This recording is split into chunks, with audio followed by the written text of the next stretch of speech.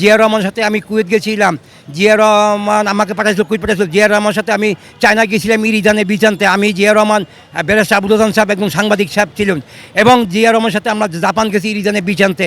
এবং জিয়া রহমান খাল কেটে খনন করছেন, জিয়া রহমানের যে সেচ করে পানি আনছেন, ডিপটি কল বসাইছেন, যেখানে জিয়া রহমান যেত সেখানে আমাকে নিয়ে যেত।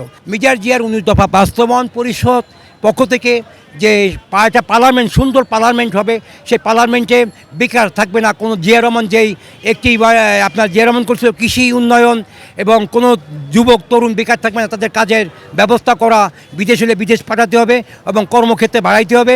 কৃষি ক্ষেত্রে আমাদের প্রোডাকশন বাড়াতে হবে, ধান কৃষি আপনার শাকসবজি ধান আবাদ বেশি বাড়াতে হবে।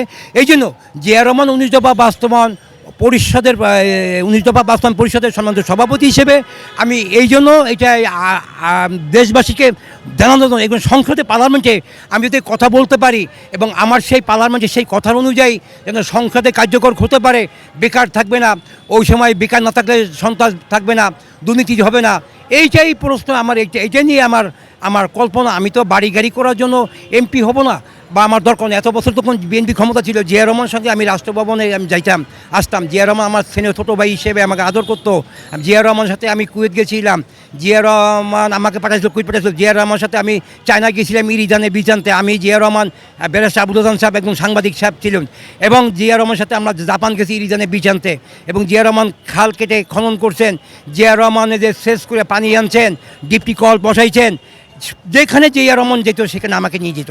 আমি জিয়া রহমানের একটা ফ্যামিলি মানে ছোটো ভাই হিসেবে তার সঙ্গে থাকতাম সবসময়।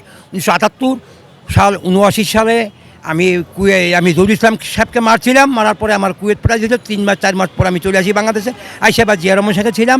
তারপরে আমি জিয়া রহমান 1981 সালে 30 মে মারা যাওয়ার পরে, আমার হাত পা ভেঙে যাওয়ার পরে আমি বাংলাদেশ চলচ্চিত্র নায়ক জসিম ভাইয়ের জেমস ফাইটিং গ্রুপের ম্যানেজিং ডাইরেক্টর হিসেবে কাজ করলাম। তারপর ফিল্ম লাইনে ঢুকে গেলাম।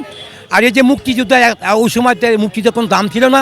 এখন যেভাবে মুক্তিযোদ্ধারা ভাতা বাড়াইছে, আকামা মুজাম্মেল সাহেব ক্ষমতা 2014 সালে 5 জানুয়ারি শেখ হাসিনা তাকে ইয়েস নো ভেরি গুড, সে এখন মুক্তিযোদ্ধা করে না। বাংলাদেশ প্রতিদিনে আপনার 2021 সালে আপনার ফেব্রুয়ারি মাসের যাচাই বাতিতে তার নাম সাক্ষীকুপ দেয় নাই,